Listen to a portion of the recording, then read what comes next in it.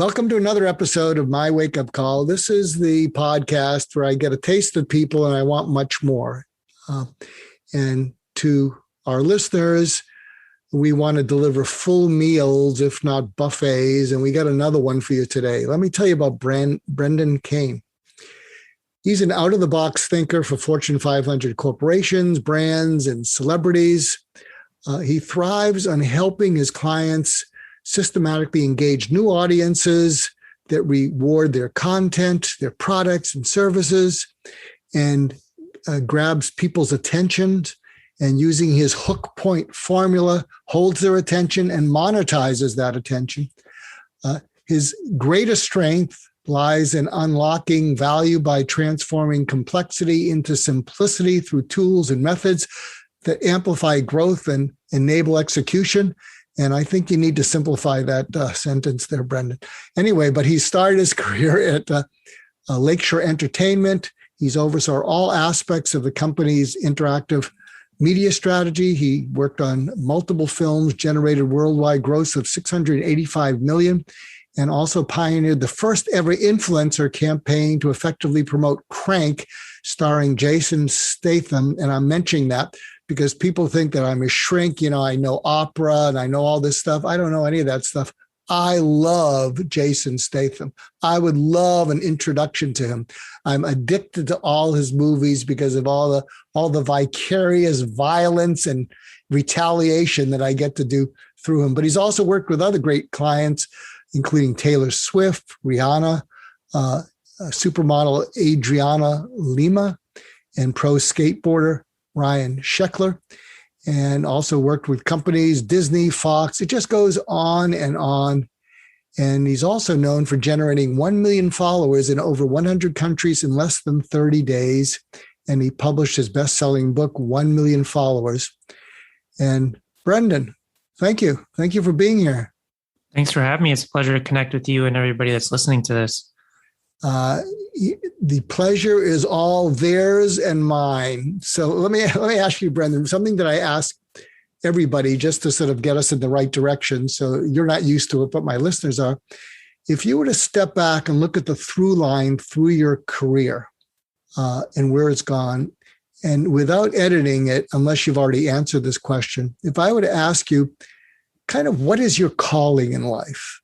What's your purpose? When you look out at the world, what do you notice? And then what do you do with what you notice? Solving problems. That's the biggest thing. It's just identifying problems, either in individuals, companies, everyday life, and figuring out solutions to them.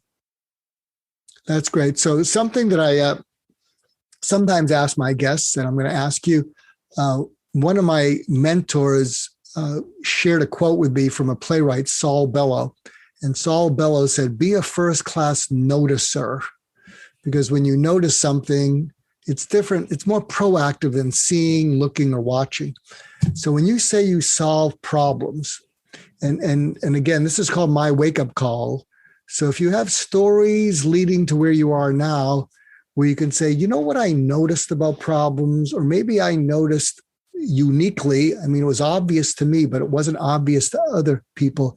But can you guide us into what the world looks like through your eyes? And when you see a problem, what do your eyes focus on? What do you notice, and how do you connect dots?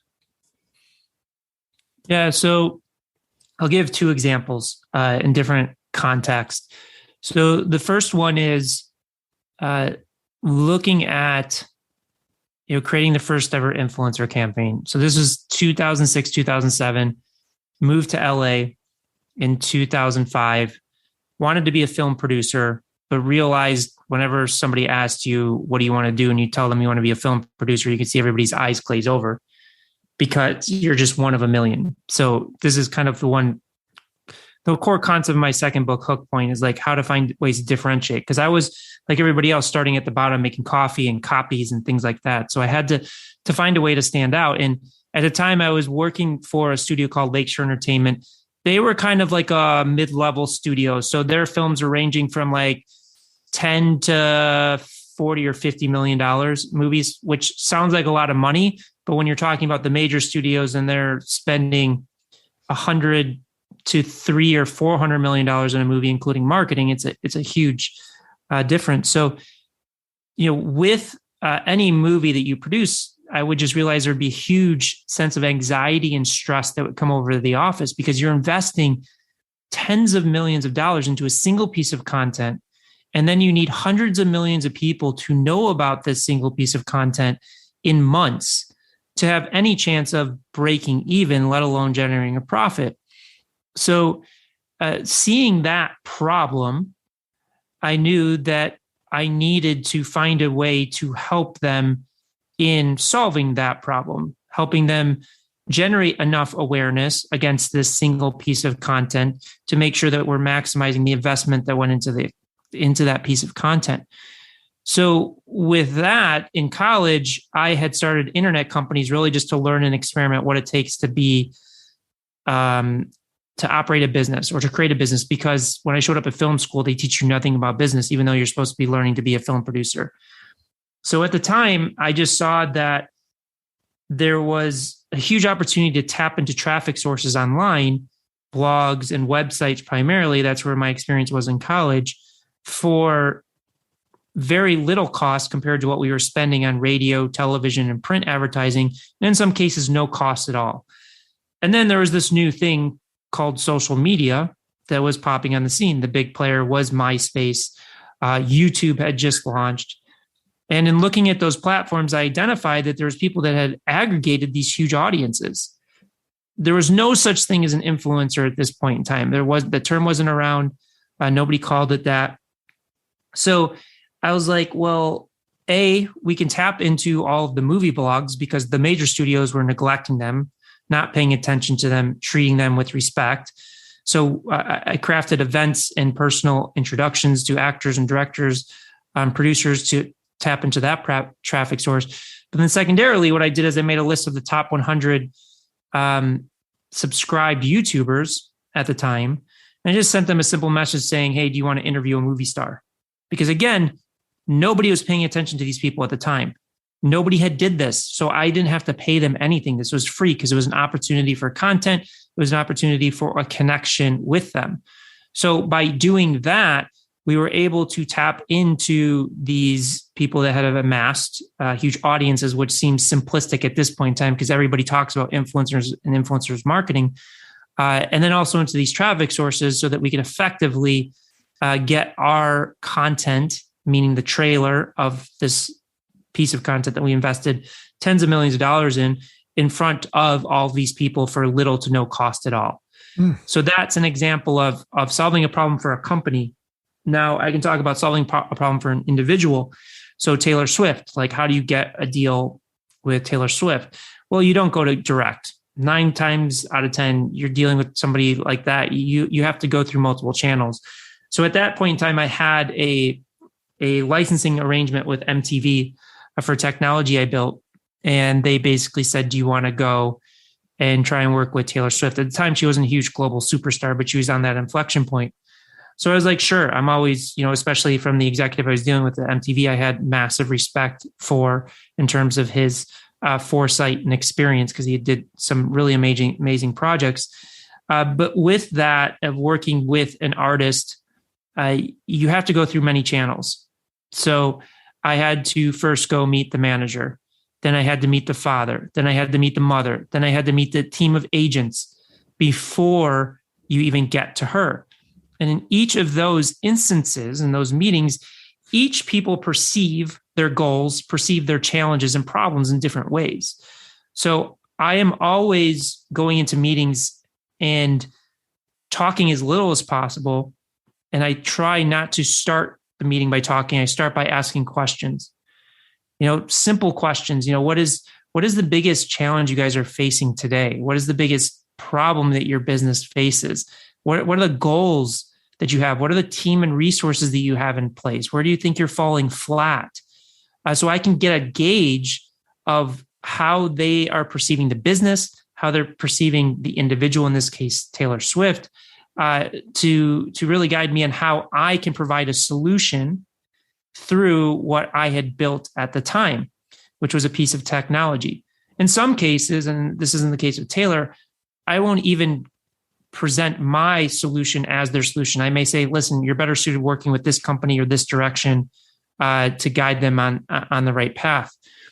So I essentially had to do that for each one of those individuals. And it's different.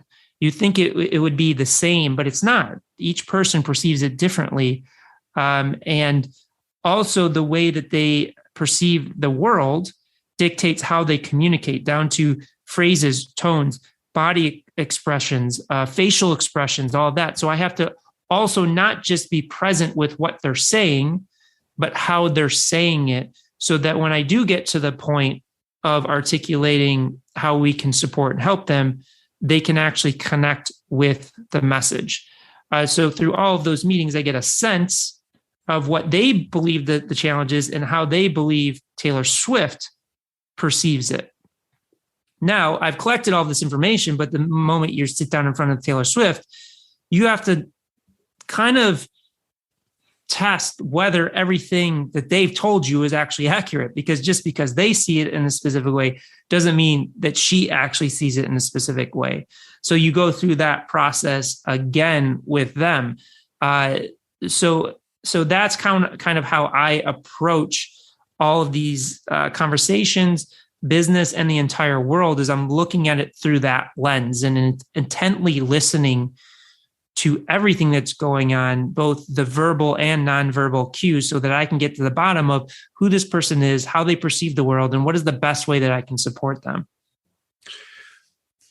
That was fascinating. Where did you learn this deep curiosity, self-restraint, and have, before you weigh in on your opinion? But that was really amazing, Brendan, about how I could even see you having those conversations, eliciting what people say and observing how they say it, figuring out what's important to them, what's critical to them. Were you always curious in that way growing up, or were your parents like that? Where did you learn to look at the world through those eyes? Well, I think that there's a few different things. I mean, one of the things that's ingrained in my memory is, in childhood, my father would always lovingly smack me upside the head and say, hey, think before you speak. Because I don't know what I was doing, but as young kids, you probably just start saying stupid stuff in the wrong times or inappropriate things. So I think that was, one trigger that happened with that. And, I'm sure a lot of other things happened between then and this point in time, but, I can pinpoint a period of time in high school where I think I was a junior in high school, and in our high school, we had so many kids. There was like 4,000 kids at the time I was going to this. So gym class was kind of a crazy thing. You'd have like 50 or 60 kids, and a gym instructor couldn't manage all those kids. So you'd have junior, seniors managing it. And there was a girl at the time that was our kind of assistant gym instructor, and she expressed interest in me. And I don't think I really had the emotional intelligence to know what that meant, but her ex-boyfriend was the head of the football team and was a very strong and, scary person. And he caught wind of this and called me up one night and basically said, in not so many words, I'm going to kill you if you keep talking to her. So I had to then be like, well, listen, if this guy is threatening me, I need to find somebody that is scarier to him to associate myself with, so that he will then, leave me alone. So there was a group of kids at the school that were known for stabbing people, which they didn't. They were just, how rumors spread with that. They were actually very intelligent and kind people, but they had this negative stereotype because they were kind of like this loner group. So I just figured, listen, if I become friends with them, this guy's going to leave me alone. So through that process, I had to find out, well, how do I tap into this loner community that doesn't let anybody in and is supposed to be as equally as scary, if not more scary.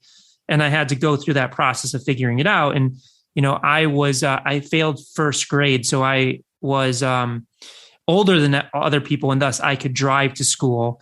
And I got a parking permit from somebody else that graduated early. So I just started giving them a ride home instead of having to take the bus, and quickly became friends with them. And that, again, led to the goal of scaring this guy away from leaving me alone. So, and that happened multiple instances in high school and then in college. And then obviously I shared the story working in the film industry of starting off making copies to going to starting a digital division in less than I think 18 months. So I think a culmination of those things just allowed me to view the world in that way. But it's also, I'm constantly learning. Like, I haven't perfected this. I'm intently studying human behavior, the subconscious mind, communication patterns, communication frameworks, to get better and better at it. So it's, as you know, being in this world, it's a never ending journey. It's just, you just keep evolving it and getting and adding layers to it. So what are some of the more recent observations, lessons, learnings from observing human behavior, trying to figure out the psychology behind it? Where are you currently in that journey of being a lifelong learner? Well, I think it's the way that we kind of got connected through the presentation I did on Hook Point is the world that we live in is very different from a communication standpoint. If we think pre-social media 20 years ago, there's maybe 1 million content creators on the planet. When we're talking about communicating to the masses, because content distribution is heavily regulated. You had to go through a television station, a radio station, a magazine, a newspaper. Fast forward to today, there's 3.96 billion content creators on the planet, each one creating content for the people that they love and they care about their most, their friends, their loved ones, their spouses, their children, to the tune of pushing hundreds of billions of messages into the world every day. So that effectively changes how we have to communicate because the noise is so loud. Now, there's an additional layer, an additional filter on top of that. Even though every single one of us can log on to these platforms and post a piece of content, that does not mean we're going to reach the masses. It doesn't even mean we're going to reach every single person that follows us, because there is something called the algorithms. And the algorithms have a very difficult job. They have to prioritize content, and they have to prioritize it from the standpoint of how these platforms make money, which is retention. The longer somebody stays on the platform, the more ads they can be served, thus the more they can monetize each individual user. So with that, if we open up any of these social platforms, there's probably at least 1,000 pieces of content that could be seeded to us based upon all of the content we've engaged with or all the people we follow. Now, obviously, it can't seed 1,000 pieces of content to you as soon as you open up this app, because you would get overwhelmed and you would leave. So realistically, it's probably prioritizing the top 15 out of 9 or out of 1,000 that believes that you are going to stay on this platform longer, which means 985 out of those 1,000 are getting deprioritized. So it's changed the way that we reach the masses, and it's also changed the way that we communicate, and also the way that we effectively grab and hold attention, because that is essentially your job today is, one, how do we just get somebody to stop and pay attention? And that's in the first 3 seconds. So like, how are we getting somebody to stop, either from a visual standpoint, a promise through a headline, a caption, whatever that may be, but not just grabbing attention for the sake of grabbing attention, because we went through the whole phase of clickbait. And I'm not going to say clickbait is completely gone, but these systems have really gotten smart and understand what's clickbait and not, because then they look at the retention graph. Okay, you stop them. How long are you holding that attention for? And then finally, it's like, well, what are you doing with that attention? Because generating all of that attention with no substance doesn't really mean anything. So that, to me, is where we focus a majority of our time. And what's really fascinating is one, how do you play to these algorithms that control that distribution of content? But two, how do you effectively communicate in this world where there's hundreds of billions of messages sent out every single day.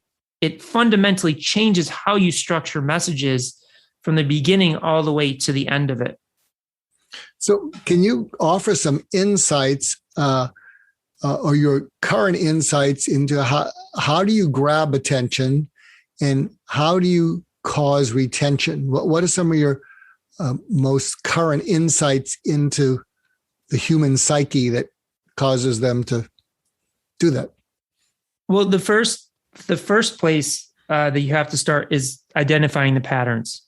Is most people will just start creating content or messages without even understanding what works and what doesn't work. And not just in your industry, extending beyond that. So in order to stand out, in order to grab that attention, you need to identify the patterns that people fall into. Because like it or not, when people open up Instagram, they just watch LeBron James dunk a basketball. They watch the Netflix trailer. They watch their brother post a photo or a video of their new child, or Kevin Hart telling a joke. You have to stack up against that. And the only way to stack up against that is to break the pattern that's going to get you to stand out. Now, again, you have less than 3 seconds to do that. And I think one of the biggest mistakes people make is they try and cram the entire message in those first 3 seconds, and it just overwhelms people. Sometimes we will just do a simple like visual cue to bring people in, or like a meme card with burned in text at the top that tells something that says, you need to watch this. And then the retention part, one of the tools that we found very effective in that is narrative storytelling. Because if you think about retention is how long is people staying with that content. And what we learn from early childhood is bedtime stories that we know when they start a bedtime story, there's a beginning and there's a middle and an end.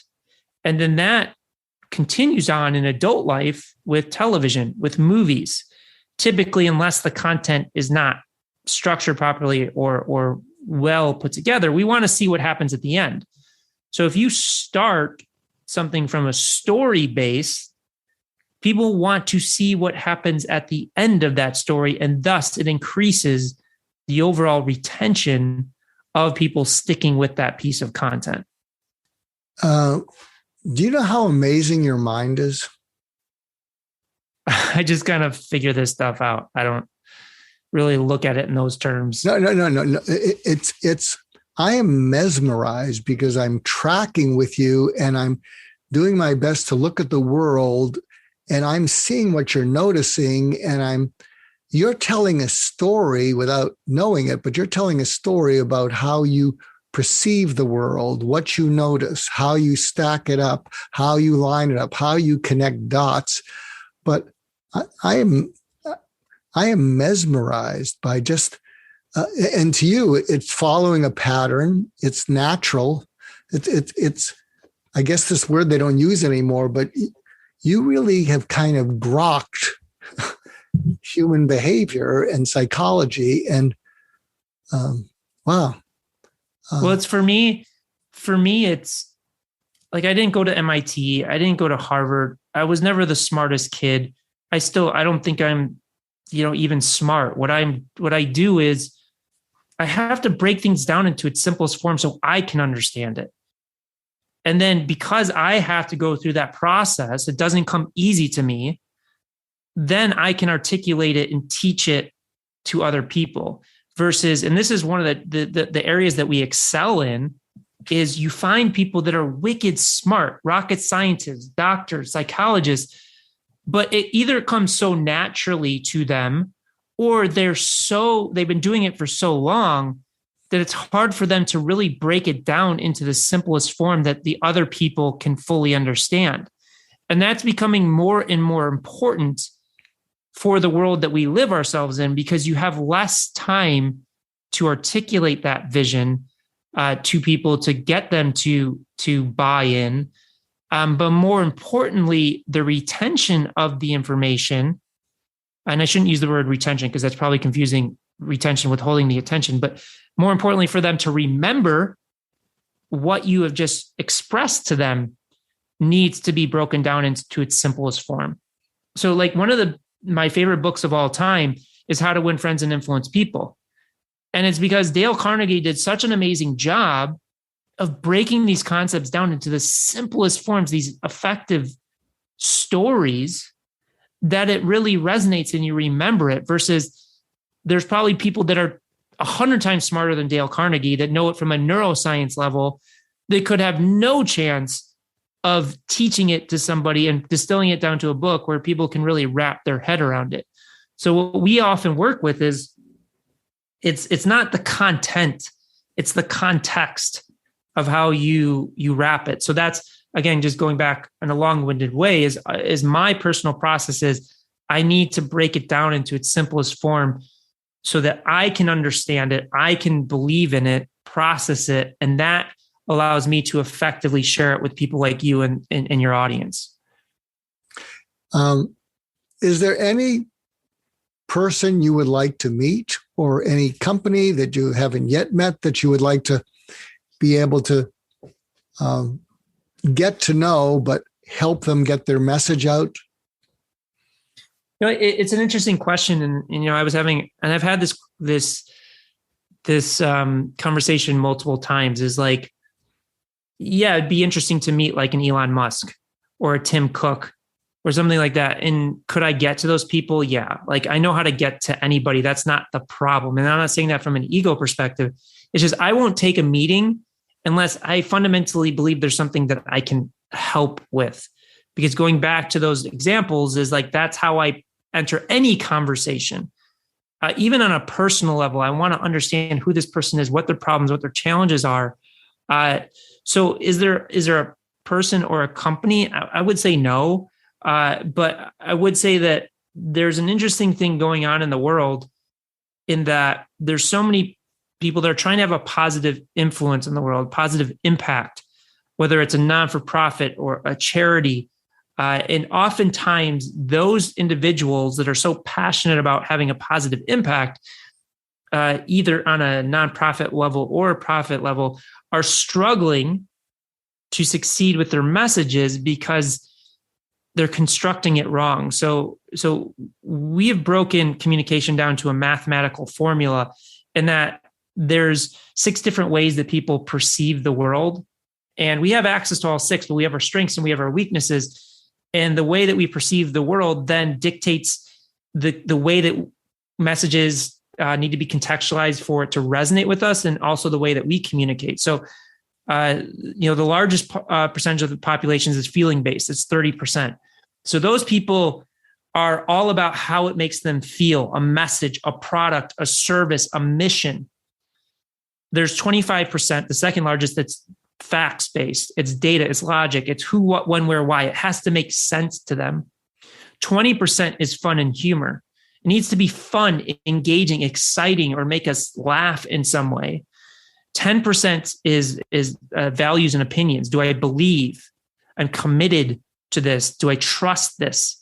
Another 10% is reflection based, is they just reflect on the world. So if you hear the story from Albert Einstein, he would stare off into the window for hours on day, and that's where his theories would come from.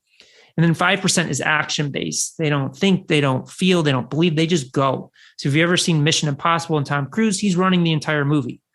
So typically the people that have these great missions, like the environmentalists or the food-based causes or charities or non-for-profits, they fall into that beliefs and opinions, which is 10%.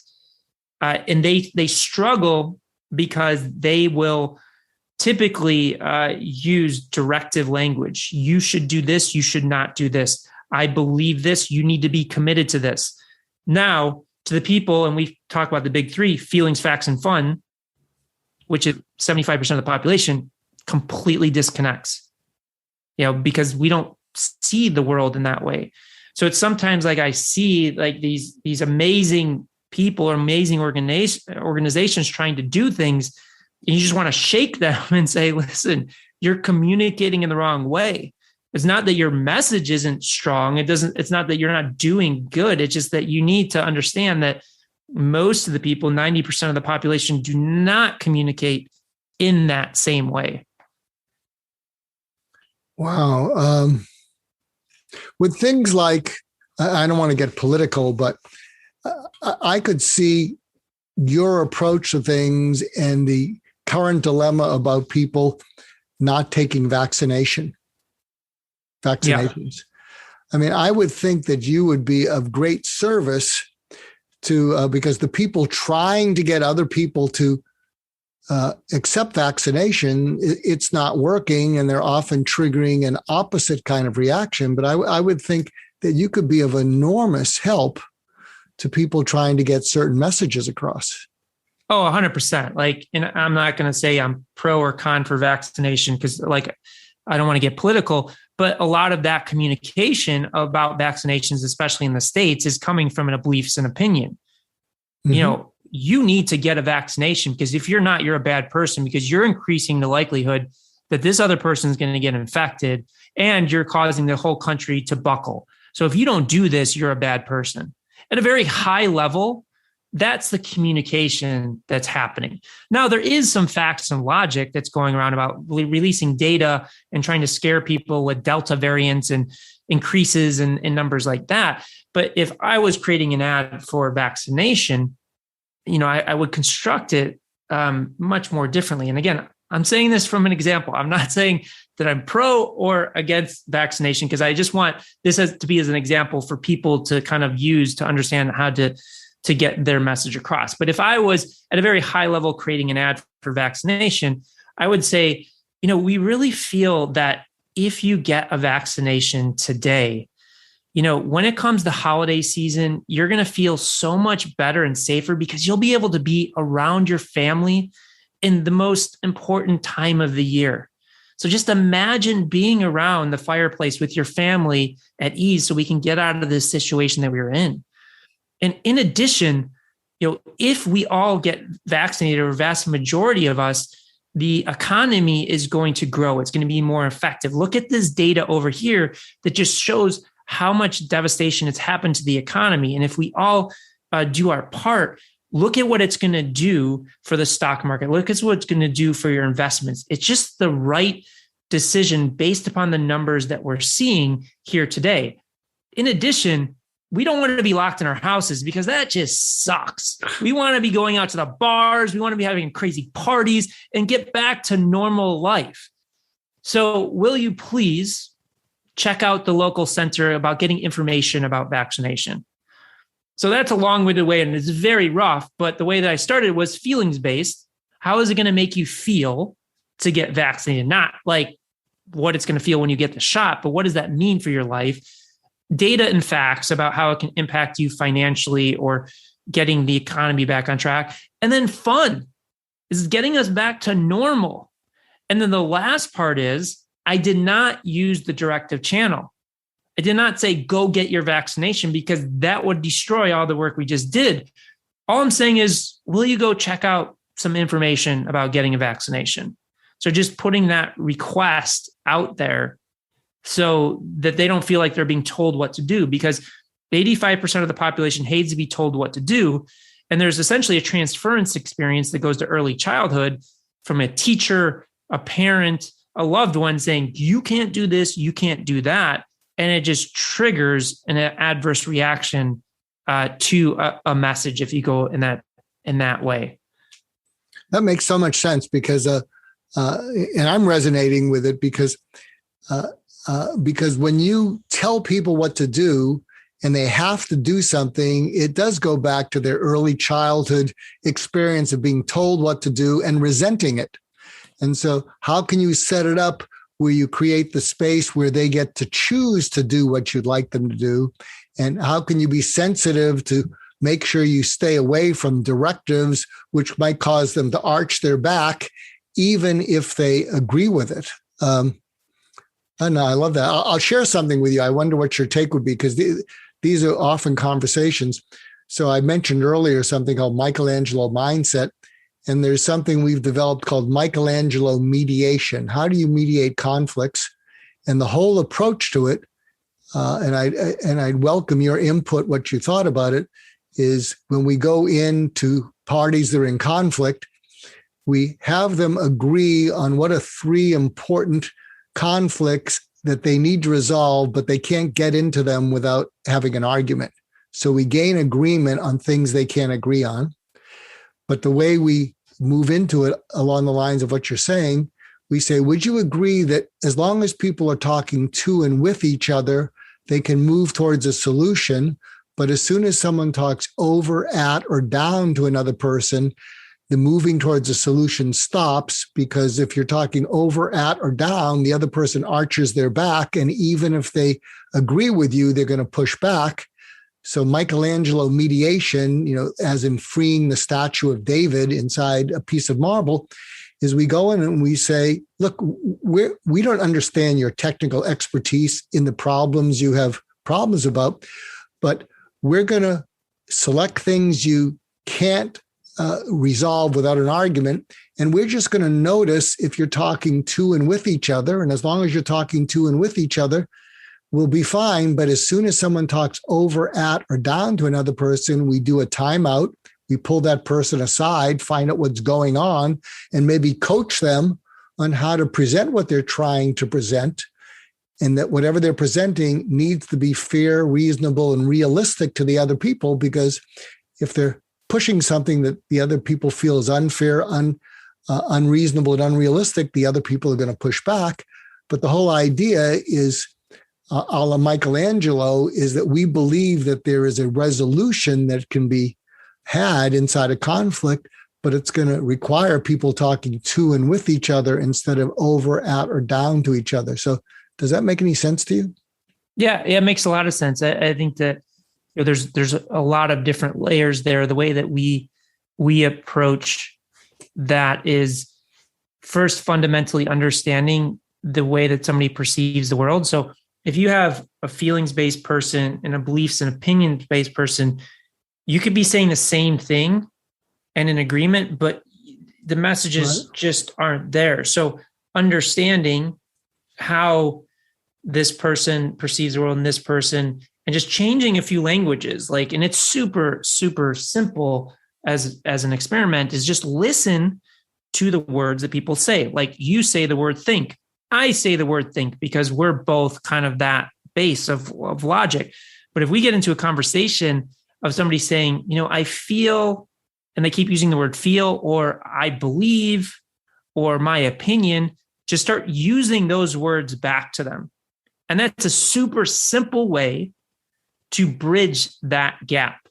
Now, there's more layers to that, but that is a simple structure. Is you just need to make sure that you understand, and I think this is where communication breaks down, is we're communicating to ourselves because we're communicating the way that we want to be communicated to. Is like my head of communication says the golden rule is treat people how you want to be treated. Well, in communication, we think that that's actually BS, because it's not communicate in the way that you want to be communicated to, because that's going to oftentimes fall flat. Because if you're 10% of the population and values and opinions, and you want to just communicate that way because that's the way you want to be communicated to, you're alienating 90% of the people. But yeah, that's kind of the way that we do it. And another important lesson that an advisor had taught me early on that plays into what you just said is, anytime you go into a meeting and you disagree with what the person says, just first respond and say, yes, I agree. And then say, and then say your different perspective, because it brings their guard down to actually listen to what you have to say. Because if they say something and you just say, no, I disagree, there's a wall put up right there, unless somebody is really emotionally intelligent and balanced. It's not to say anything. It's just bad about other people. Like that happens to me too. It's just like being a human being, is if somebody says, no, I disagree, like you said, there's this wall. And even if they're not, it feels like they're talking down to you. And versus like what you're saying is like, let's come to an agreement on 3 things, and then use that as a stepping stone to build success momentum in this challenge that we're trying to overcome. I love it. Have you ever heard of polarity thinking? I haven't. So since you're a lifelong learner, I co-authored 2 books during COVID. And the second one, which was more recent, is called Trauma to Triumph, a roadmap for leading through disruption and thriving on the other side. And my co-author was the CEO of a hospital that had a double murder suicide by an employee of the month, and she led the hospital through that. She introduced polarity thinking in the book. And polarity thinking is, and resonates with what you're saying, is that when you think the health versus the economy, it's not either or, it's both and. So polarity thinking would say a robust economy and a healthy population are both important. So polarity thinking is, instead of getting into these either or things where you have a pendulum and one is swinging to one end and then it swings to the other and just goes back and forth, polarity thinking would say they're both important. Let's now look at the downsides of each of them and how do we mitigate the downsides of each of them, because we believe that the upsides are both important, because when you get into those either ors, you don't think that way. You full steam ahead with the economy and then the health is suffering, or full steam ahead with shutting down, masking, and then the economy suffers. But you might find that interesting. I think the fellow who developed this is a guy named Barry Johnson, polarity thinking. But I think you might find it interesting if you check that out. Cool. Thank you. So I want to thank you. Where can people find out? I mean, this is just the tip of the iceberg. You are just fascinating. I mean, I just want to thank you for coming on, but where's the best place to find out more about you? Yeah, if you want to learn more about kind of our methodology and process of how we work with companies, you can just go to hookpoint.com. There's a video that breaks down the methodology in depth in a deck there. And, my books, 1 Million Followers and Hookpoint, can be bought pretty much anywhere books are sold. You can also just go to book.hookpoint.com or book.1millionfollowers.com and get that with some additional resources there. But those are kind of the best places to start. Also, my email is bkane@brendanjkane.com. Thank you, Brendan. This was a meal and a half. And I rarely listen to these episodes again, but I'm going to listen to this one because you really are amazing and fascinating. And to our listeners, I want to thank you for listening to my wake-up call.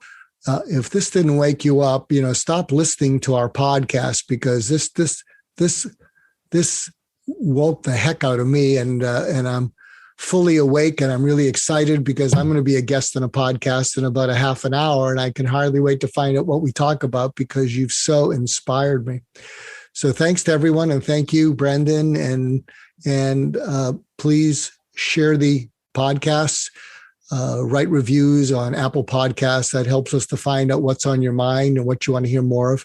And until next time, thanks to everyone, and thank you, Brendan. Thank you.